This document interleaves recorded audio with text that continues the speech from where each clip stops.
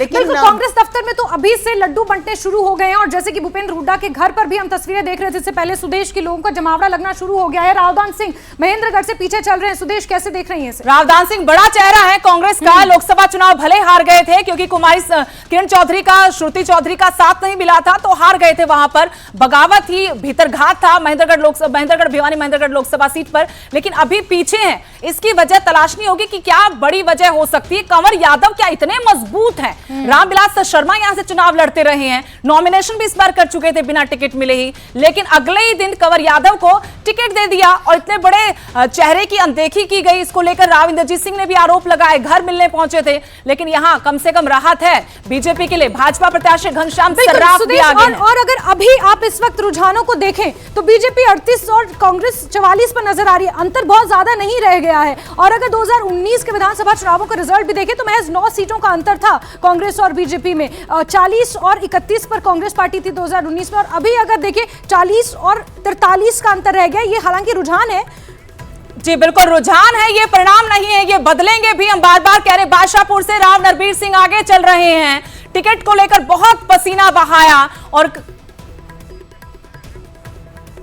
तो राव नरबीर सिंह बादशाहपुर से आगे। और देखिए जो कॉन्फिडेंस था कार्यवाहक मुख्यमंत्री नायब सिंह सैनी का, जो कहते हैं कि सरकार हम बनाएंगे, जो ये आंकड़ा वेरी कर रहा है ना, जो बदल रहा है पल पल, यहां देखिए तस्वीर कैसे बदल रही है। और यही जनादेश होता है, आप पहले से तय नहीं कर सकते। भले बहुत तरीके से सर्वे किए जाते हैं, लेकिन असल सर्वे जनता करती है, जनता फैसला करती है। 40 बीजेपी, अभी कांग्रेस 43, और यहां तस्वीर बदल रही है हरियाणा की। इसके पीछे हमने सुबह भी जब मुख्यमंत्री से बात की थी, मैंने कहा था कि आपका कॉन्फिडेंस क्या 20 विधानसभा सीटों को लेकर है, जिस पर पेंच फंसा हुआ, जिस पर तय नहीं कर सकते कि किसके पक्ष में यहां से परिणाम जा सकता है।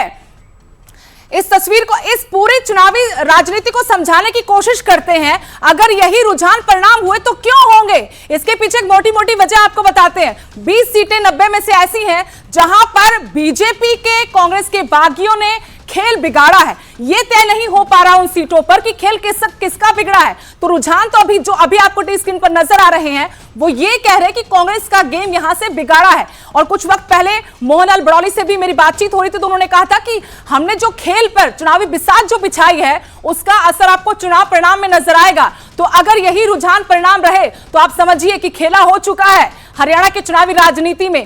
कांग्रेस की हवा जरूर थी और माहौल पूरा बनाया गया, चुनाव प्रचार किया गया, लेकिन यहां पर अगर 35 से ऊपर का आंकड़ा भी जीत के लिए बीजेपी ले गई, तो एनएलडी भी 4 से 5 सीटें मान के चलिए कि लेके जा रही है। निर्दलीय भी 5 से 6 सीटें जीतते हुए नजर आ रहे हैं। ऐसे में बीजेपी जो लगातार ये दावा कर रही है कि सरकार हम ही बना रहे हैं, हम ही सरकार बनाएंगे, और कांग्रेस 8 तारीख को कहेगी कि ईवीएम में गड़बड़ी है, ईवीएम का रोना रोएंगे। फिलहाल तस्वीर देखिए आप 2019 में 40 और यही रीजन है शायद कि बीजेपी कोशिशें नहीं छोड़ना चाहती। हालांकि दावा किया जा रहा है, लेकिन कोशिशें नहीं छोड़ना चाहती। इस बीच जम्मू कश्मीर और हरियाणा में मतगणना जारी है, और इस बीच जम्मू कश्मीर के भी रुझान सामने आ चुके हैं। जैसे हरियाणा के रुझान पल पल बदल रहे हैं, वहीं अगर जम्मू कश्मीर की बात करें तो रुझानों में बीजेपी 24 सीटें और नेशनल कॉन्फ्रेंस और कांग्रेस 52 सीटों पर नजर आ रही है, और नेशनल कॉन्फ्रेंस और कांग्रेस गठबंधन को बहुमत मिलता हुआ इन रुझानों में नजर आ रहा है। वहीं अगर हरियाणा की बात करें तो हरियाणा में पल पल ट्रेंड्स बदल रहे हैं। कांग्रेस और बीजेपी के बीच कांटे की टक्कर देखने को मिल रही है। हरियाणा में रुझानों में बीजेपी 40 सीट पर आगे और कांग्रेस 43 सीटों पर आगे, और अभी रुझान थोड़े से बदल गए हैं, बीजेपी 41 पर और कांग्रेस। और ये सोचा नहीं था जास्मिन, किसी ने, कांग्रेस ने भी सोचा नहीं था। हम पिछली बार 2019 में भी हमने देखा, लोकसभा चुनाव में भी देखा कि बहुत सारे राजनेताओं के लड्डू खराब हो गए थे। लड्डू खराब हो गए थे, इसलिए इस बार बार 2 दिन पहले से कहा जा रहा था कि सोच समझकर लड्डू का ऑर्डर देना, कहीं ऐसा ना जो 2019 में हुआ था वो इस बार दोहरा जाए। तो हंसी मजाक भी चलता रहता है, लेकिन ये आंकड़े किसी के लिए परेशानी का सबब हो सकते हैं। लेकिन सुदेश, ये ताज्जुब की बात है, जैसे कि मैं पहले कह रही थी, देखिए लड्डू की आपने बात की, लड्डू स्क्रीन पर आ गए। ये कांग्रेस मुख्यालय से तस्वीरें हैं, कांग्रेस दफ्तरों से ये तस्वीरें हैं जहां लड्डू बंटने अभी शुरू हो चुके हैं। लड्डू बंटने कांग्रेस के दफ्तर में शुरू हो चुके हैं, क्योंकि कांग्रेस अपनी जीत को लेकर इतनी आश्वस्त है। लेकिन जो ट्रेंड्स बता रहे हैं सुदेश, वो इन तस्वीरों से थोड़े से उलट है। बीजेपी कोशिश नहीं अपनी छोड़ रही है, जैसे कि आपने कहा था कि बहुत सारे निर्दलीय कुछ ऐसे 20 बागी हैं जिन्होंने बीजेपी का खेल इन चुनावों में बिगाड़ा है, अगर मोटी मोटी तस्वीर समझी जाए। तो क्या अभी भी उम्मीद है सुदेश की बीजेपी अपने बागियों को साध सकती है, मना सकती है, अगर बहुमत के उस मैजिक नंबर के थोड़े भी करीब पहुंचती है? तो बीजेपी के लिए निर्दलियों को, बागियों को साधना मुश्किल नहीं है, कांग्रेस के लिए मुश्किलें यहाँ पर जरूर हो सकती है। कांग्रेस की तरफ से, हम बीजेपी की तरफ से लगातार ये सुन रहे कि सारी व्यवस्थाएं हैं। मैं फिर दोहरा रही हूं, यही कार्यवाहक मुख्यमंत्री के शब्द थे जब वो प्रेस कॉन्फ्रेंस करने आए थे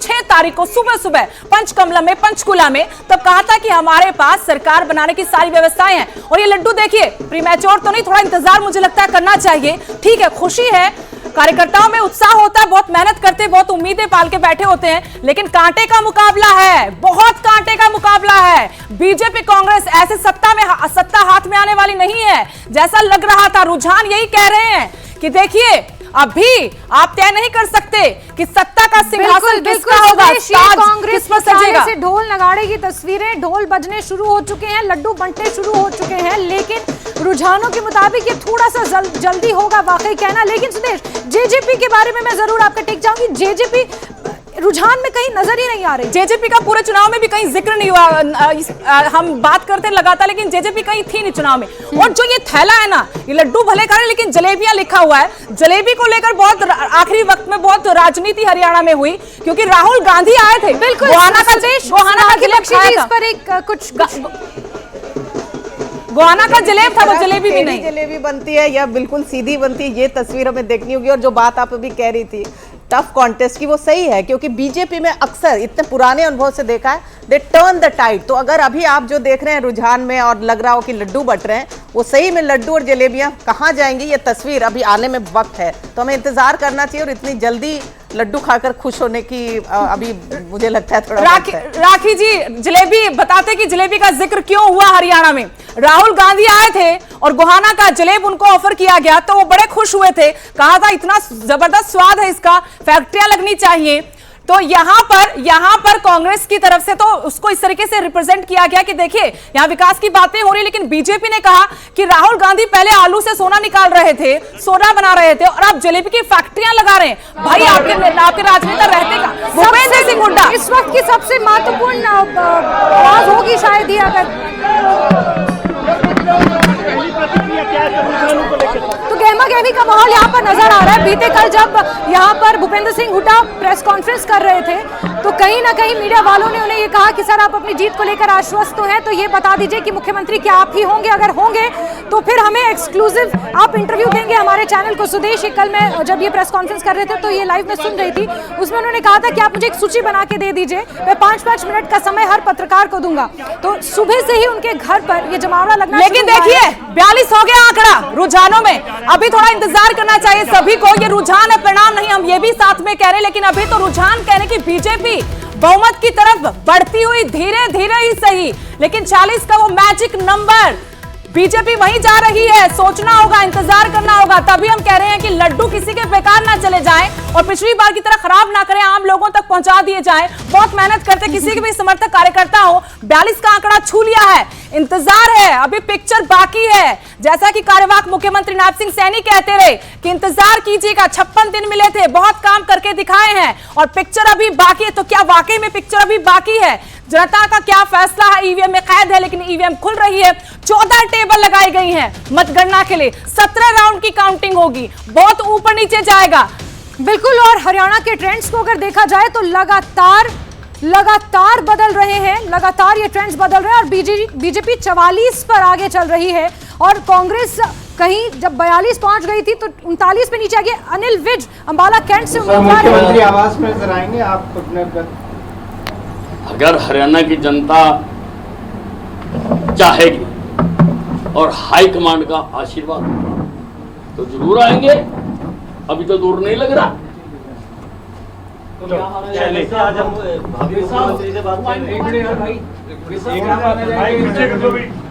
भाई इकट्ठा ही कर लो, गल्ला गल्ला नहीं। देखो देखो सर, बच्चे को दे दीजिए सर, बच्चे को।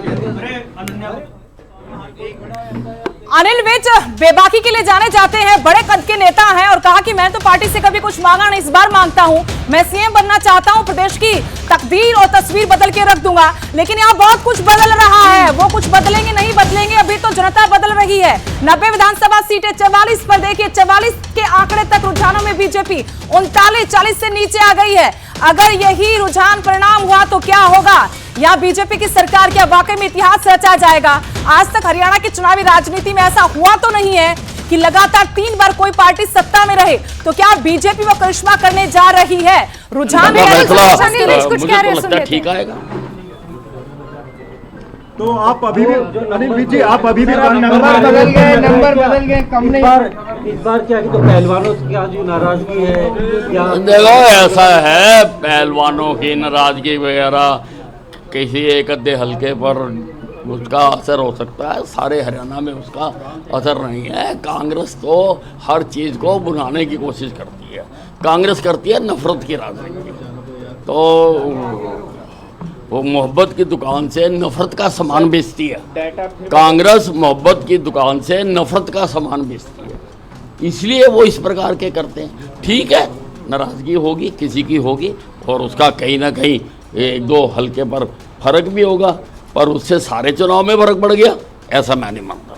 इस बार ट्रेंड चेंज हो गया, लड्डू की जगह कांग्रेस जो है वो जलेबियां बांटने पे आ गई है, जब से राहुल गांधी ने जलेबी। नहीं, अभी फैक्ट्री खोली नहीं राहुल गांधी जी ने, अभी उसका ताला लगा हुआ है, देखते हैं। अभी वो उठे होंगे, आएंगे, फैक्ट्री खोलेंगे, फिर जनरेटर स्टार्ट करेंगे, फिर उसमें से धुआं निकलेगा, फिर देखते हैं जलेबी आती है। सब इलेक्शन कमीशन के आंकड़ों में अभी भी बीजेपी आगे चल रही है। हाँ, ऐसे ही रहेगा, अब देखना। अभी ये जो है ना, जिस वक्त ये रिजल्ट बताए जा रहे हैं, उस वक्त अभी पोस्टल बैलेट गिने भी नहीं गए थे। उस वक्त तो पोस्टल बैलेटों की स्कैनिंग हो रही थी, प्रोसेस है। पहले पोस्टल बैलेट खुलते हैं, फिर उनकी स्कैनिंग होती है, फिर काउंटिंग होती है। अब एक राउंड खुल चुका है, दूसरे पर गिनती हो रही है। ठीक है ना जी? जिस तरह के ट्रेंड आप श्योर है बीजेपी की सरकार बन जाएगी अंत में जब नतीजा आएगा? क्योंकि अभी आगे हो गई है बीजेपी, 38 पर बीजेपी है, 31 पर कांग्रेस है, इलेक्शन कमीशन। हाँ, बिल्कुल हमें उम्मीद है कि Bharatiya Janata party will fair well. Sir, आप काउंटिंग सेंटर पे नहीं गए, काफी रिलैक्स लग रहा है। नहीं, मैं कभी नहीं जाता, मैं तो सर्टिफिकेट लेने जाऊंगा, उसी वक्त ही जाता हूँ मैं। मेरा चुनाव मेरे कार्यकर्ता लड़ते हैं, मेरे शहर की जनता लड़ती है, और जश्न भी मेरे शहर की जनता ही मनाती है हर बार। मैं तो शामिल हो जाता हूँ। मुख्यमंत्री के पद पर अभी भी दावेदारी है आपकी? नहीं, देखिए, जो कहे हुए शब्द हैं वो कभी वापस नहीं लिए जाते, जो कहा हुआ वो कहा हुआ। चलिए एक मिनट हमारे साथ बातचीत करने एक कर नहीं, बड़ा फिर अगर आपने मेरी बात सुनो, जस्ट ए मिनट। और जिस तरीके से रुझान आ रहे हैं, उनके चेहरे पर मुस्कान है। कुछ दिन बीते उनके जहां पर वो थोड़े मायूस थे और बहुत पसीना इस बार बहाना पड़ा, क्योंकि चित्रा सरवारा ने यहाँ दिलचस्प मुकाबला कर दिया था, रोचक मुकाबला, त्रिकोणीय मुकाबला। विनेश फोगाट जुलाना विधानसभा सीट से, ये देखिए, ये चेहरा मोहरा इस्तेमाल किया था कांग्रेस ने, लेकिन क्या पहलवानों का मुद्दा चला? पहलवान, किसान, जवान और बेरोजगारी, ये 4 बड़े मुद्दे इस बार हरियाणा विधानसभा चुनाव में थे। विनेश फोगाट जुलाना से विधानसभा चुनाव लड़ रही हैं, लेकिन यहाँ पर कड़ा मुकाबला एक तरफा नहीं। कैप्टन योगेश बैरागी जो है, लोग भी मौजूद है, लेकिन इस वक्त भूपेंद्र सिंह हुड्डा को देख सकते हैं आप अपने आवाज से चुनावी कार्यालय के लिए निकले भूपेंद्र सिंह हुड्डा। भूपेंद्र सिंह हुड्डा का अब तक कोई बयान नहीं आया है। दीपेंद्र हुड्डा पहले ही पार्टी के चुनावी कार्यालय में यहां पहुंच चुके हैं। भूपेंद्र सिंह हुड्डा ने नतीजों से पहले कहा था, रुझानों से पहले कहा था, मतगणना से पहले कहा था कि वो ना टायर्ड हुए हैं ना रिटायर्ड, लेकिन इस वक्त अपने घर से चुनावी कार्यालय के लिए निकलते हुए, और जाहिर सी बात है जो भी चुनावी नतीजे आएंगे उसके अनुसार कांग्रेस पार्टी अपना प्लान करेंगी, भूपेंद्र सिंह हुड्डा अपनी रणनीति तय करेंगे। कैमरा पर्सन नकुल के साथ नीरज कुमार, न्यूज 18 इंडिया, रोहतक, हरियाणा। पल पल तस्वीर बदल रही है, आंकड़ा बदल रहा है, ये रुझान और ये तस्वीर देखिए, ये चेहरा भी है जिसके इर्द गिर्द चुनाव इस बार लड़ा गया है। विनेश फोगाट, पूर्व ओलंपियन विनेश फोगाट, और पहलवानों का आंदोलन हो या उसके बाद ओलंपिक का मसला हो, वेट लूज नहीं कर पाई थी, डिस्क्वालीफाई हो गई थी। कांग्रेस ने टिकट दिया चुनाव लड़ा जुलाना से, जहां सीधा सीधा मुकाबला बीजेपी के उम्मीदवार के साथ है। लेकिन मुकेश जी, हम बात करते हैं कि जो टैली अभी नजर आई रुझानों में, 90 विधानसभा सीटों में से बीजेपी 45, एक सीट रुझानों में चाहिए बहुमत का आंकड़ा छूने के लिए। क्या ऐसी स्थिति हमें सुबह लग रही थी या कल तक लग रही थी, जब जो अभी रुझान कह रहे हैं?